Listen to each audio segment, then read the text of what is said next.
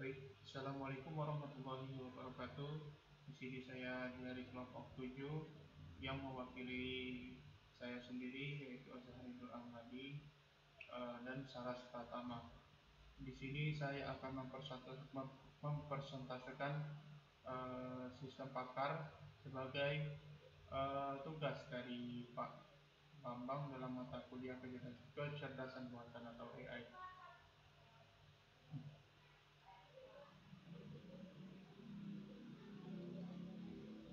Di sini saya akan mulai dari pengantar sistem pakar. Sistem pakar atau expert system adalah program yang berisi pengetahuan manusia, di mana setiap seperti manusia itu pasti ada tingkah lakunya. Kemudian sistem ini akan mengaplikasikannya untuk membantu menyelesaikan masalah-masalah yang ada di dunia nyata. Artinya sistem ini bisa membantu juga dalam hal yang baik ataupun bisa juga dalam hal yang buruk. Ini ada beberapa definisi dari beberapa ahli,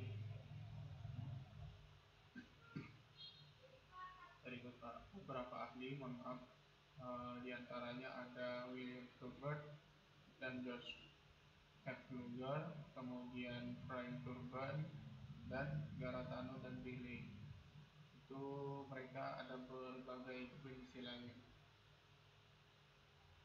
Kemudian masuk dalam strukturnya itu ada dua menurut Kusuma Dewi. Dilihat dari lingkungan pengembangannya, kemudian dari lingkungan konsultasinya. Itu sistem bakar ini bisa dilihat dalam strukturnya itu kita bisa melihatnya dari lingkungan pengembangannya. Kalau pengembangan lingkungannya bagus dan tepat itu pasti akan dijalankan struktur sistemnya. Kemudian dilihat juga apakah lingkungan itu mempunyai tempat untuk konsultasi dalam sistem tersebut. Basis-basisnya antara lain, mohon maaf, basis pengetahuan. Di sini intinya adalah sistem pakar itu mempunyai basis pengetahuan sendiri dan disimpan dalam basis data pengetahuan tersebut terdiri dari objek dan beserta aturan dan atributnya. Misalnya kita ambil contoh, if merupakan hewan hewan bersayap dan bertelur. Kemudian di atributnya itu adalah den. Itu adalah jawaban dari kita, jawaban dari sistem pakar tersebut. Mohon maaf, jawaban dari sistem pakar tersebut adalah hewan jenis burung.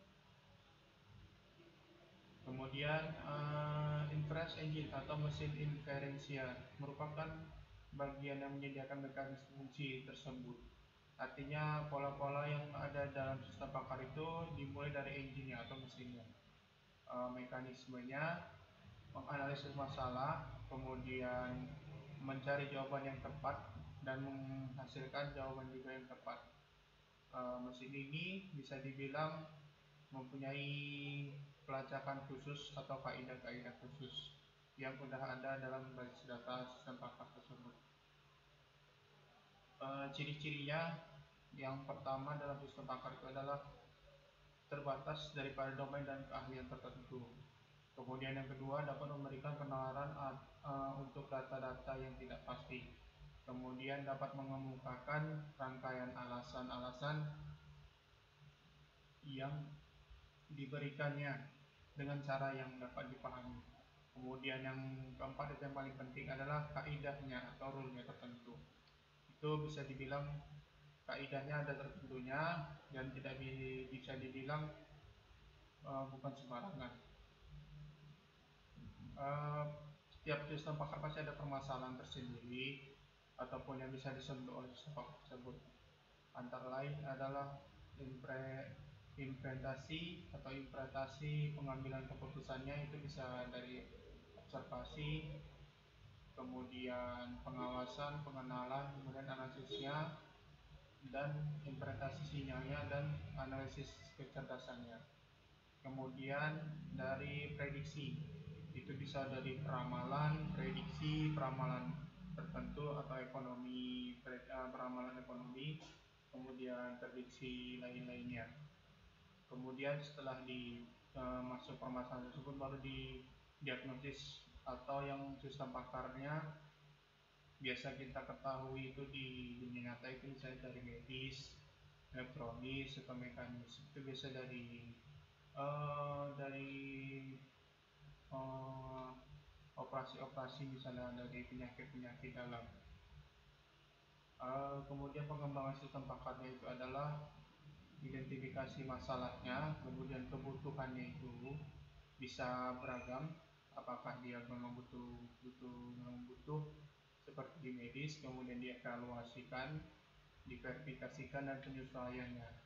Konsepnya itu berisi antara rancangan dan desainnya, strategi pengembangan dan materi pengetahuan, komputasinya, kemudahannya, dan analisanya.